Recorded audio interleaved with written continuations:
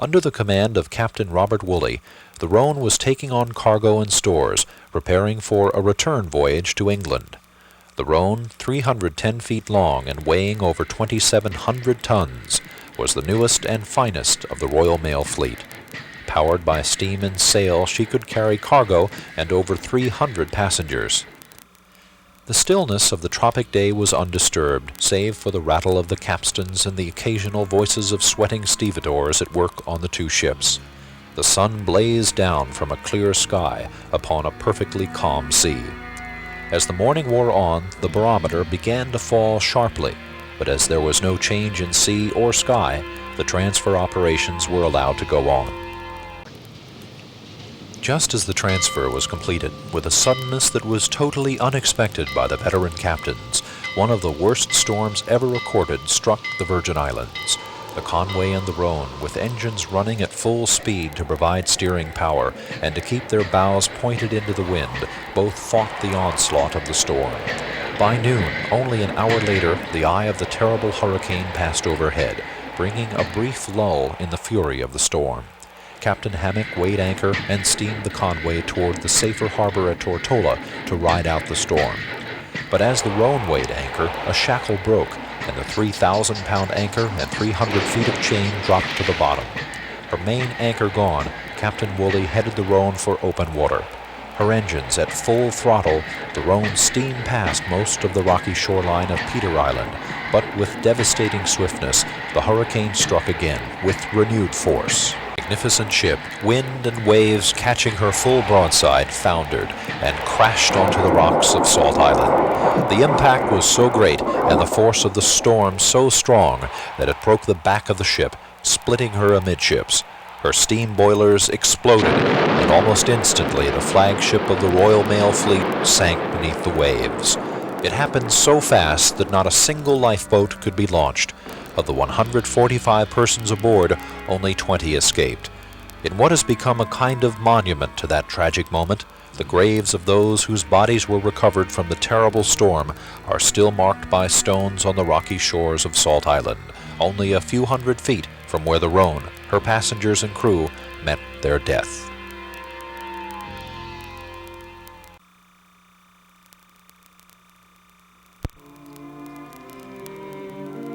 The violent hurricane ravaged the St. Thomas Harbor. A total of 78 ships, including 2 Royal Mail ships, were sunk or destroyed. On shore, scarcely a building was left with a roof, and many were torn down to their foundations. Half of the houses in Tortola, 60 in all, were completely destroyed, and another 100 were lost on Virgin Gorda. Nature hardly left a stone unturned in the tragic hurricane of 1867. The wreck of the Rhone, lying in about 50 feet of water off Salt Island where she broke apart in that terrible hurricane of 1867, has also given up some of her treasure to divers and hunters. Famous diver BERT KIRPRIDE explains. Early on I found ironstone china. I found plates, platters, silver platter. I found a skeleton under a toolbox. It was a big toolbox, and I picked the toolbox up. There were chisels and hammers and little scutcheon plates and keyhole things, all kinds of things that a carpenter would have to repair the different things on the boat. And then I was feeling underneath it, and I felt the coconut, and it was a skull. I brought the skull up.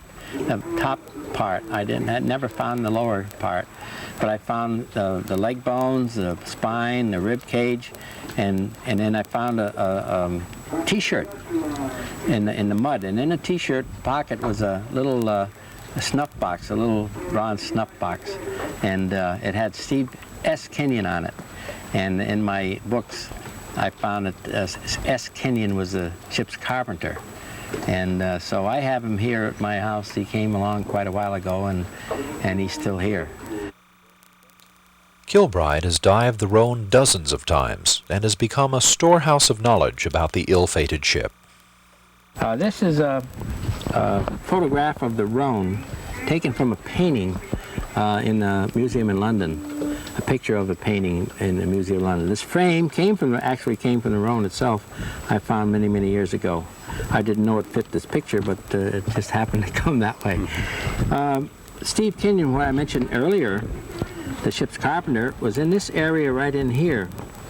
And when I found him, this is tipped over, as you know, and then this bulkhead is where I found all the dishes. Is right in this area right here. And then you come to the mast in this area, that porthole that you see, that big door. The vessel is broken off right about this area here. You see the davits are still there alongside of the vessel. The wrenches are all in that area, on that midsection right there. And then, of course, the stern section from the engine box back to the propeller. The propeller is laying against the rocks. This mast is laying alongside the vessel right here. This mast is still there. It's broken off at the crow's nest.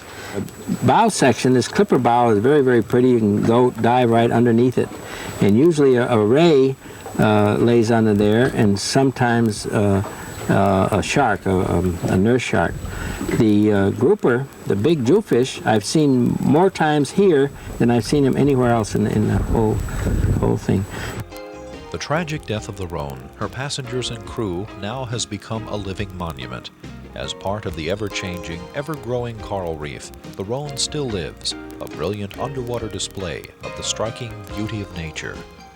When the Rhone went down, she split apart, leaving her bow and stern separated amidships, lying at right angles to each other.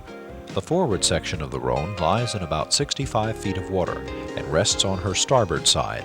This part of the hull remains largely intact and appears to divers to be an enormous cavern, now a home to many varieties of marine inhabitants.